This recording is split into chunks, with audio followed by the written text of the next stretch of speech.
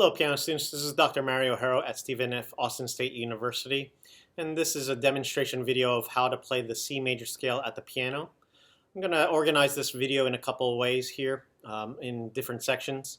Number one, I'm going to demonstrate how it looks to play it with the correct fingering at a steady tempo, a steady average tempo with 2 octaves up and down in parallel motion. Then I'll demonstrate it to play it with the correct fingerings at a slower tempo, 2 octaves up and down in parallel motion. And then finally, I'm going to share some tips to help you guys out in how to coordinate the fingering hands together in parallel motion. So here it is, with starting on these 2 C's here. 1, 2, here I go.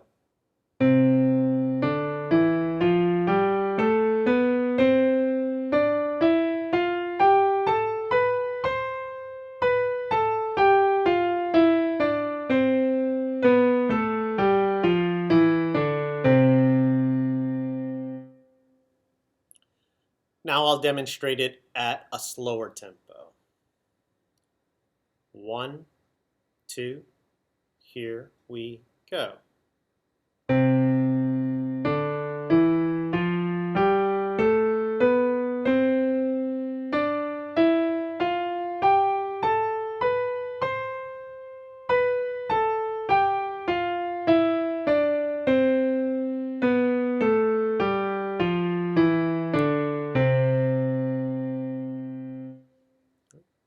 As you can see on the graphics that I've shown on the screen here as far as the fingering patterns, notice that the scale is divided up into 2 different fingering patterns. One is a group of 3 fingers, which I affectionately call here at Stephen F. Austin State University the Axum Jacks, because it's just like the symbol that we hold up at all of our sporting events. And then the other one I've kind of called the Raise the Axe, because it has the same Axum Jacks 1, 2, 3, but then also the 4th finger thrown in as well here. And just have the realization that every scale has 7 different notes: do, re, mi, fa, sol, la, ti, and those 7 different notes are always broken up with these 3 fingers or these 4 fingers.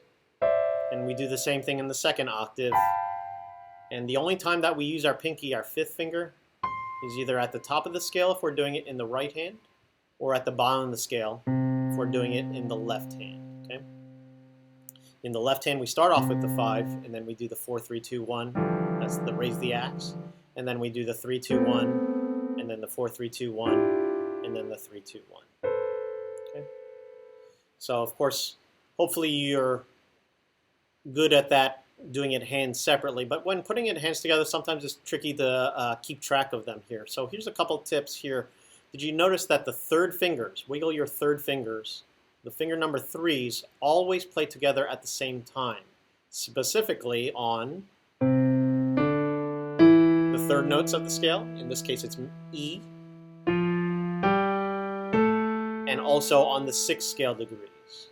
Okay? If you focus on those 3rd fingers always playing together at the same time, then everything else hopefully will fall into place there when you're putting the scale hands together. Okay? Another tip on making sure that you play the fingering patterns correctly is focusing on the 4th finger. Wiggle your 4th finger in your right hand and also your 4th finger in your left hand. Notice that the 4th finger only plays on 1 note per octave in the right hand. It's always on the 7th scale degree. In this case, it's B, and it does that both in the 1st octave and in the 2nd octave. Okay, so always watch out for that. In the left hand, though, the 4th finger always plays on the 2nd scale degree, which in this case is D. So don't play it anywhere else until you get to D. Okay? If you're using it on, let's say, G, that's not the right place where it needs to go here. Save it for the D, so pass the thumb under and put it together like so. And I'd like to encourage all students to play it in what I call the concert band rhythm, where you hold the tonic note for a little bit of an extra beat, and then play the rest of the notes in between that tonic note, the C, a little bit faster. With one, it promotes playing with a little bit more of forward momentum and keeps the scale moving along. But then at the same time, it gives you a little bit of a mental pit stop in which you can assess, have I done the fingering patterns correctly?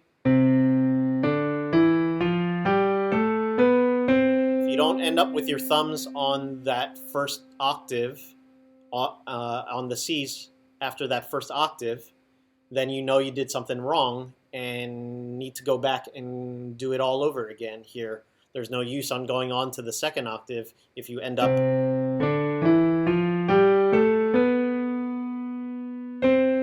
on the wrong fingers here because you've already messed it up here. So make sure that you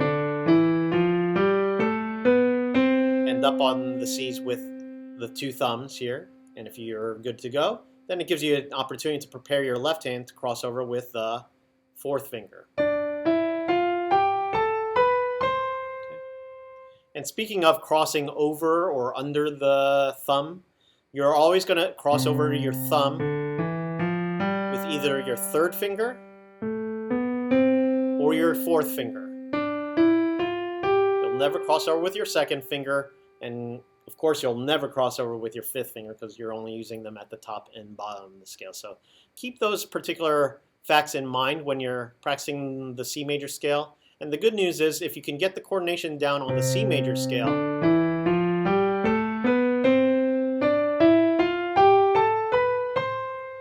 then putting it together on the other keys, such as G major, D major, A major, and E major, is just a matter of applying those fingering principles, just starting on different keys.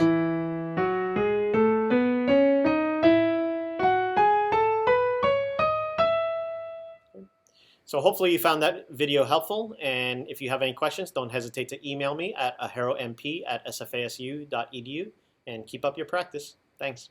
Bye.